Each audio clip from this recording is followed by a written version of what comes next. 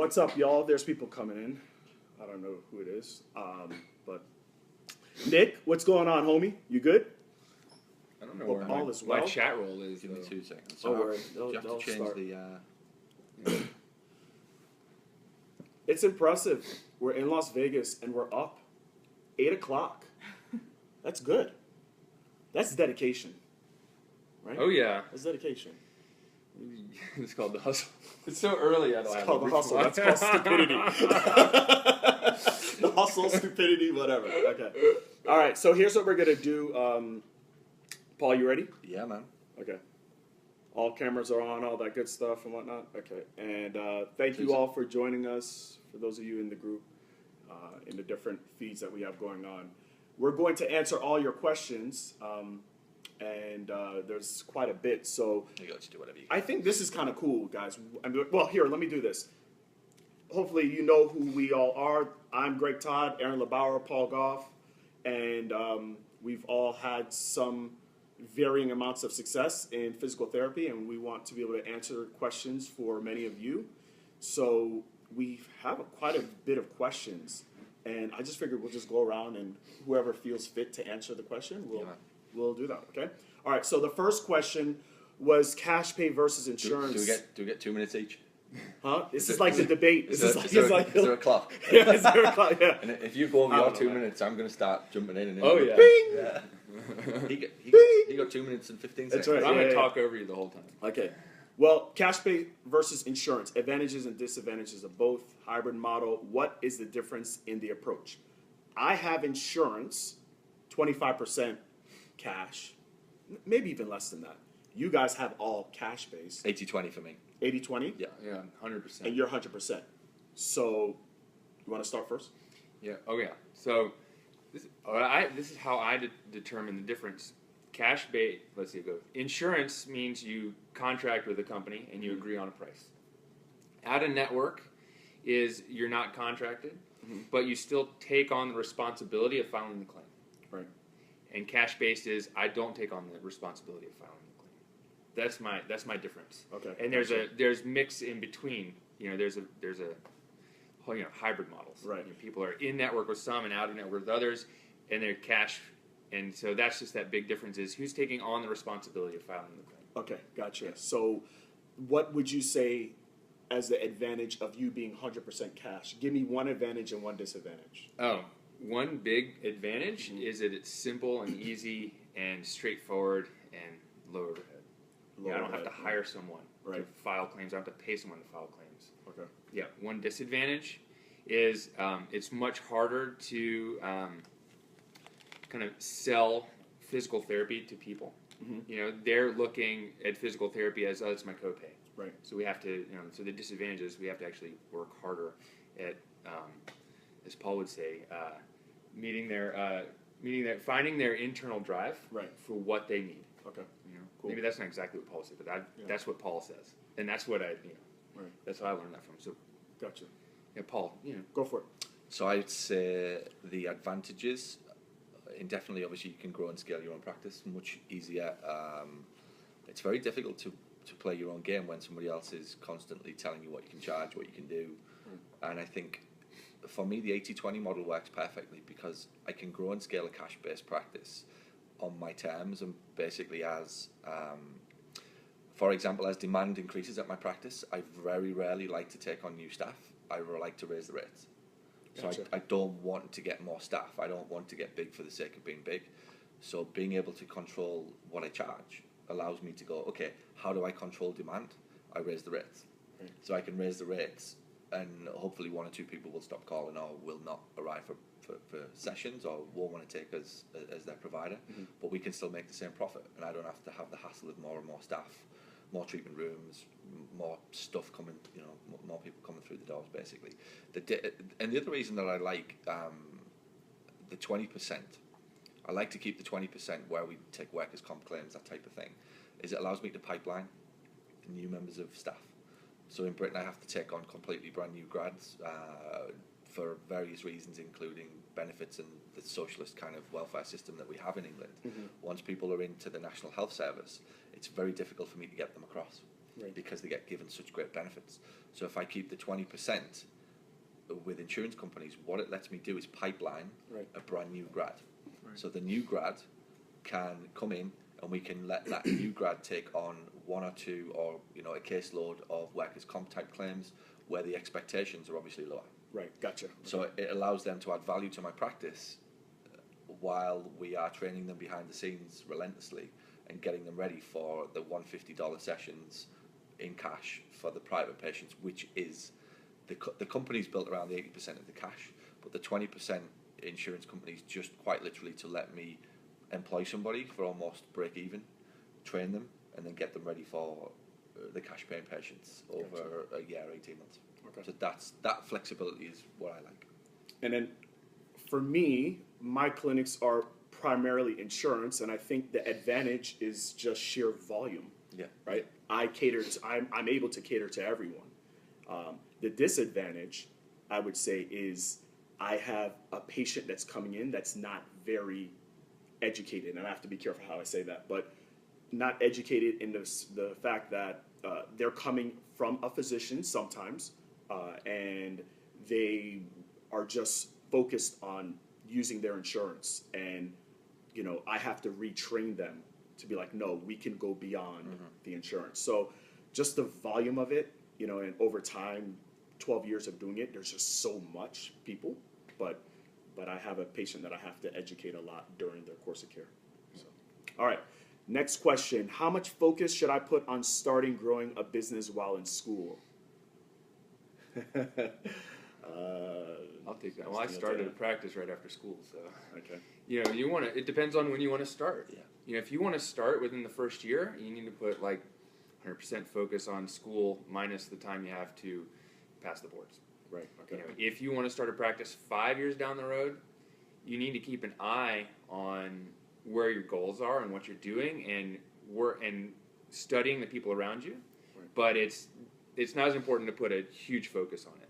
But I started my business plan 6 months before I graduated, and started writing it out. My final clinical rotation was a business clinical rotation where I treated 50-60% of the time patients, and the rest I was with the business owner, working with him, going with him, watching him do stuff, working on spreadsheets, and creating my business plan. So if your goal is to start day one when you get out, 100%, you got to do it.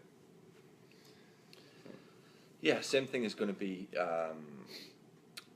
applied. I get a lot of people kind of getting in touch maybe a year or so before they're ready and saying, hey, or before they were about to come out of school and saying, should I start now or when should I start? And I always say, well, there's no point buying a car and then learning to drive. Right. Unless you are filthy rich, like there is no point buying a 50 grand Mercedes and then figuring out how to drive, because it's going to be sat on the drive for 6 months while you pass your test.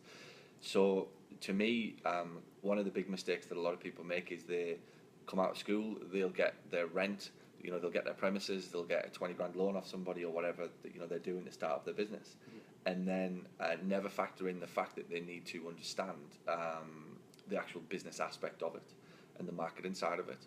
So instead of coming out and thinking, hey, I'm going to get my premises and I'm going to get my insurance and all the the stuff that I'm going to need to grow the business, it makes much more sense to do the stuff that you actually need to build a business, which is the website, the understanding of who your patient is, how you're going to communicate, have your scripts ready, have your systems in play, and spend 3 to 6 months actually being prepared to be successful.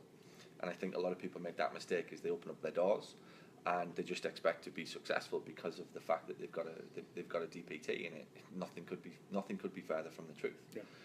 There's a wonderful thing, if you're ready for success, more often than not it comes your way. But a lot of people are just expecting success to come along because they've opened their doors and their name's above it. So to the question, yes, today would be the answer, as to when do you start focusing on your business. Okay. But we'll settle for today. I'm going to add to that. It says how much focus should be on growing a business. So let's talk about learning business. Like, you need to start learning business last week, right? I mean, you need to start that right now. You need to learn how this thing truly works. So you can't start that soon enough. So, anyways. All right. Next one. Should I get a business degree? Is it necessary? No. No, I mean, look, the paradox with businesses, usually it's taught by people who are not business people or have been successful in business, otherwise they wouldn't be teachers, and that's just a fact. That's not being disrespectful. You are not a college lecturer if you are successful in business, because there's no college in the world that would pay you enough to stand in that room with a shirt and tie on and speaking to people. Right. You know, it's just not going to happen. So you're often being taught things, and what I've learned with business is it changes by the week. It changes in terms of what we can do and how we can be successful is changing constantly. The actual the systems of business and the concept of business never really changes, and once you've grasped it, ultimately it's about people. And I'd say this: if you had a choice of a degree in understanding people or a degree in business from Harvard or wherever, the people business, the people all day. If you can figure out business is just about people, and if you can figure out how people make decisions, why they don't make decisions, and ultimately figure out what you have to do to help them make decisions, you will be better than most. I would say 99.9% of business owners, if you can figure that out, and the rest you will fail forward with. Mm-hmm. Yeah, I definitely agree. I think one big important thing is to surround yourself with people that have strengths where you have weaknesses, right. and to get a whole team of people around who believe in you, right. Who've been there before, done different things, and then in that way you set yourself up for success, because as you learn new things, you bounce that off people who've already done it. And it's like, you know what? That's not going to incentivize people the way that you want it to do. Right. Or that's not going to really get it in my experience. And then you start to develop your own idea of where do I need to go. Mm-hmm. I think the next important thing with business is just educating, reading books, watching videos, following people who are in business in other aspects, not just physical therapy, right. but also being around people who've done it in physical therapy. I was talking to the prehab guys last night, and I was telling them, they were asking me this question, and over at breakfast, we're already talking, because we're just like mini masterminding, I guess, and we're talking about so many changes that we have to do in our business model and different marketing techniques that were totally different 3 months ago, right? Mm-hmm. So with school, a business degree, college on a whole is just slow. It's slow to the punch, right? I mean, it's just slow. So it's not that it's bad, but it's just slow. And I've had to change my business strategies, my marketing strategies, 8 times this year. And it's just not going to be quick enough for you to, it just can't work to get a business degree in college. As soon as you think you're on to something, it changes. It changes. So, okay. Yeah. All right, next one. Is it practical to take a loan out and start a business while you already have $150,000 in student loans to pay back as a new grad? If not, at what point while paying loans back would be a good time to start your own practice? This is so common. I know a guy. Is it practical? No. I'm going to say no and yes. But no would be you don't need to. And here's my story. Okay. I know a guy who has $250,000 worth of debt. Is this one of those stories that's really you? No, it's not. This guy. Yeah, I know this guy. I know this this guy. This guy from Greensboro. This guy from Greensboro. He used to be a massage therapist. He's got this curly hair. No, but this, so this PT is like, I've got $250,000 in debt, and I'm considering having so-and-so come and invest so I can start a practice. And I'm like, well, how much more do you want to pay? And he's like, and I'm paying $2,300 a month. Right. I mean, number one, it's an insane amount of debt. But number two, the idea that we have to have a 3,000 square foot facility with $30,000 worth of equipment to start up, with the Ultra G in the back, that's $2,000 a month itself. That is old way of thinking, and that might be that's what I was taught in school. Right. I started my practice with less than $5,000. Yeah. And I know people in network with now a dozen employees who started with $500. Right. So another guy sold his practice, and now he's starting over again in a smaller cash-based niche practice in his wife's Pilates studio. Right. But no, you don't need to do it. That's my thing. Is you don't have to do it. There's other ways to do it without going into debt, and then figuring out which income-based or other repayment plan you can get on that maximizes your student loans. Yeah, I think there's a big problem in the profession in terms of what we are led to believe is professional and what is the right perception for the governing bodies. And I think one of the things you'll be kind of, when you said that story there, that people need X, Y, Z size facility and you must have this, you must have the other, there's a misconception, and I believe it comes from the top down, and kind of this shirt and tie brigade, whatever. The guys who think that the perception is more important than the actual impact that you're having, Right. And I started. I had one couch portable treatment thing in a spare bedroom in my home, and I rented a sports center where I literally walked in and said, "Okay, I need a room. I'm prepared to give you a cut of everything that I get, like 10% or whatever it was. No money down, nothing. I've got no monthly commitment. Any patients I get, I'm going to give you X, Y, Z." Right. Now, did I so I didn't start with a huge premises. I didn't start with my name above the door. Mm-hmm. I didn't have to take a loan out. I didn't have to do anything. I just literally walked in and said, "These things called hands, is all I need." Right. Literally in a bottle of massage oil. I used to go to the equivalent of Vons and spend $2 on some massage oil, walk into a room and start treatment. So you don't need that. And it's important to clarify that there's a lot of now misconceptions and false beliefs around what an expert looks like and how this profession, how it's set up over the last 15, 20, 25 years is not where it's going to be moving forward. And nor do you need to, and amen to it, because it gives us guys a chance. We don't have the bank loans, and Daddy's not going to write us $1 million check to get started, and we don't want to kiss someone's ass to go into business with them or get loans off them. I want to walk into a sports centre, open up and start helping people with these skills. And if I don't have exercise, I'll go online and print some off. I'll create my own. I use my iPhone and stick some pictures on a PDF and start giving them out. And that's what you've got to do in the early phase of the business. So that's what I'm going to say. And I had this conversation with the guy the other day on Facebook who, it's all about the image and you've got to look professional and all that. It's bullshit. You're not going to be reckless in terms of your image and the way that people perceive you.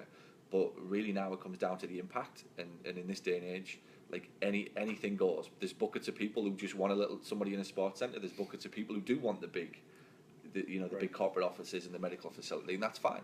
But when you're starting out, they're not your customers. Right. Your small, kind of nimble, community style, one-on-one, everything about it is your advantage over and above the big competition. Right. So often not having the money and not having those things, there are people out there who value that, who just respect the one-on-one care that you're able to give. So you don't need the money to start businesses, and if you do, you're falling into the trap that bigger is better, or the shiny object syndrome, which go downstairs into that the exhibit hall. Oh my word! Go into the exhibit hall. Shiny syndrome like crazy. This is what's frightening about what's going on down there. Yeah. So all those objects down there that you can buy, people are flying in to buy these machines and whatever hell else is there for $2, $3, $4 grand a month. Right. And not what I would love to stand outside the exhibit hall from anybody who's bought that stuff and say, okay, you've just spent 50 grand on a fucking new machine. Yeah. Do you have any clue how to actually market it so that somebody will actually use it in your practice? No. I don't know. Yeah. I mean, my thing is you only need your hands, your phone, and your license to practice and insurance to start a practice. All right. So these dudes are a little bit smarter than I am. I didn't do that. And they're right, and I'm wrong. Okay, when did you set up? 2006 is when I set up clinic number 2. Clinic number 1 was already established. It's a. How many years out were you at that point? At 2006, I was 6 years out. Yeah. Bigger is better. I had a 20. I got a 2,500. Again, for context, you were probably 6 years out. Potentially more salary, stuff going on where you're more confident you can take the risk. And but it was still stupid. It was still stupid. It was the dumbest thing I ever did. It's a different concept of 6 years out versus potentially a new year. It was. I mean, actually, one of my therapists is on right now. Hey, Julie, what's up, baby girl? You good? You guys holding it down? Okay, good. So she's at my Wesley Chapel office, the big one. You know how stressful it was for me? To have this 2,500 square foot place, all this equipment, all this money, and nobody was coming in. That's why I ain't got no damn hair. I was pulling the hair out. It was awful.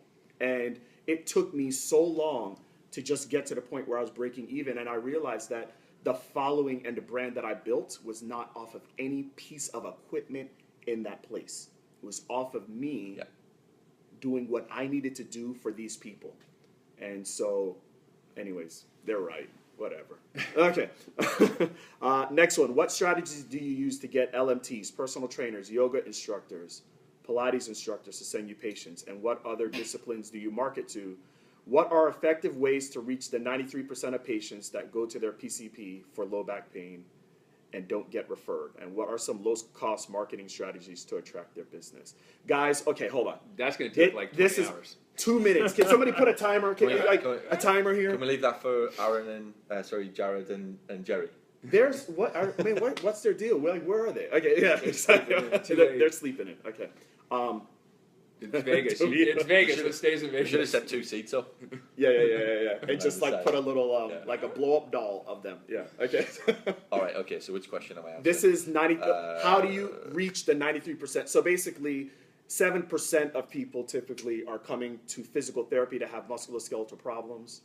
And all right. So I'll keep it relevant. So there's watched a seminar yesterday, Jerry Durham's seminar, when he did his talk, which was fabulous around about this topic. And a guy stood up and said, what we have to do is we have to educate the public, and quote, we have to educate the public on the